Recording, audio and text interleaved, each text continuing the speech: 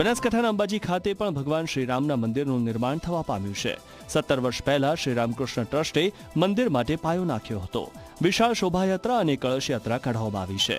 Home હવન અને શાસ્ત્રોક્ત વિધિ પ્રમાણે મંદિર ઉપર ધજા દંડ અને કળશની પણ સ્થાપના કરાઈ છે। વિધિ સંપન્ન કરી મંદિર દર્શનાર્થીઓ માટે ખુલ્લું મૂકવામાં આવ્યું છે।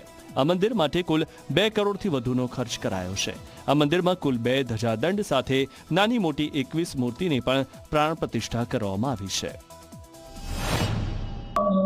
અંબાજી ખાતે વર્ષોથી જેની આમ જનતાને તમન્ના હતી કે અંબાજીમાં રામકૃષ્ણ મંદિર બને, તે આશા આજે પરિપૂર્ણ થઈ રહી છે અને ગામ આખું આનંદમાં છે।